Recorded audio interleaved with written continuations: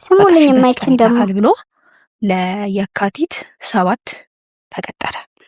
2017 ነው 2018 መቼ የካቲት 17 የካቲት 7 2018 ሽምግልና ይላካል። እሺ እንግዲህ ስሙ የካቲት 7 ነው ያለችው አይደል? የሚላከው ሽምግልና ነው። ቆይ ሽፎኑ ለነገ ዛሬ ካላየን ይሉኛል። ለነገ ዛሬ ካለች ዋዜማው ላይ ነች ማለት ነው። አንድ ቀን እኮ ነው የቀረው። አርብ ነው የምልህ። ቅዳሜ በማግስቱ ሽምግልና ነው። ኦልሬዲ ሽንኩርት መላጥ ምናምን ተጀምሯል። እናንተ ዛሬ አርብ ነው፣ ነገ ቅዳሜ ሽማግሌ ይላካል። ነገ ደግሞ ምንድነው የካቲት 7 ነው ብላለች።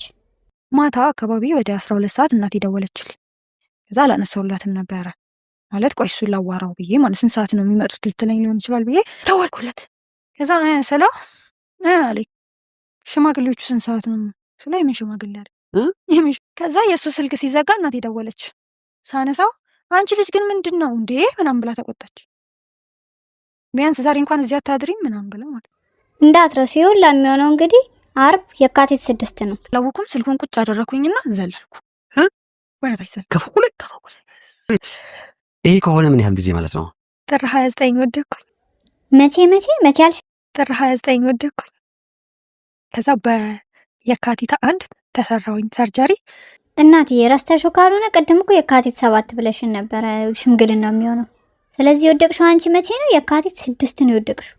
አሁን ደግሞ ጥር 29 አልሽ። አይጋጭብሽም? ግን ሲጀመርም ልጁ ማለት ነው በጣም በቃ የሚያመሳጥረው ነገር ሲበዛ ታሪኩ የፈጠራ እንደሆነ ገብቶ ነበረ። እንዳለ የፈጠራ ታሪክ ነው የግድ